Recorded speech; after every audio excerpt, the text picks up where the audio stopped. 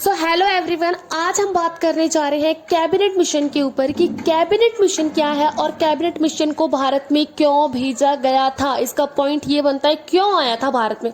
अब वो दाल पूड़ी बनाने तो आया नहीं होगा भारत में कि ब्रिटिश से 3 लोगों को भेज दिया जाइए और आप उनको जाकर शिक्षा दीजिए या कुछ खाना वाना बनाकर आइए। उनको किसी वजह से भेजा गया था।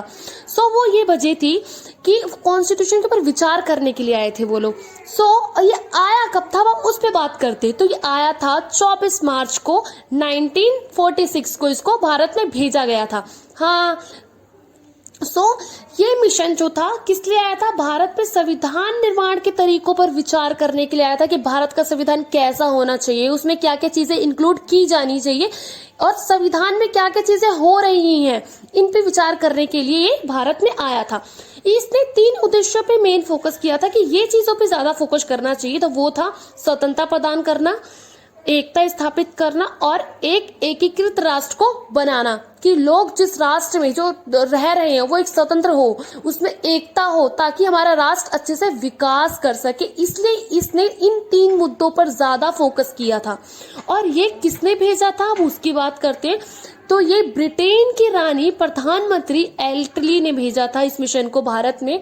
तो इस मिशन में उसने 3 लोगों को भेजा था जिससे कि वो भारत में आए और ये देखें कि जो संविधान है वो किस तरीके का बन रहा है और उस पे वो तीनों लोग कैसे विचार कर सकते। तो वो तीनों लोग एटली जी के घर के नहीं थे जो आप सोच रहे हो कि वो घर के थे, वो मेंबर थे, वो किसी किसी चीज से रिलेट थे। वो 3 मेंबर बहुत योग्यतावान थे, इसलिए उनको भारत में भेजा गया संविधान निर्माण पर विचार प्रस्तुत करने के लिए। तो उन तीनों का मैं नाम बताऊंगी। तो हमारे पहले हैं सर स्टैफोर्ड क्रिप्स जो व्यापार बोर्ड की अध्यक्ष हैं, दूसरे हैं हमारे लॉर्ड पेंथिंग लॉरेंस, ठीक है, और तीसरे हैं हमारे एवी अलेक्जेंडर। जो एवी अलेक्जेंडर हैं वो सैन्य सदस्य के थे और जो पेंथिंग थे वो इस समिति के उनको अध्यक्ष भी बनाया गया था। अब कैबिनेट मिशन का प्रस्ताव में क्या क्या कहा गया उस पर बात करते हैं। तो भारत एक संघ होगा, इन्होंने ये बोला था कि भारत एक संघ होगा और इसमें ब्रिटिश भारत के प्रांत तथा देशी राज्य दोनों ही शामिल किए जाएंगे। मतलब ब्रिटिश भारत भी होगा और प्रांत और देशी राज्य दोनों को इसमें शामिल किया जाएगा। अब इन्होंने बांट दिया, चीजों को बांट दिया कि ये काम इस तरीके से ये करेंगे।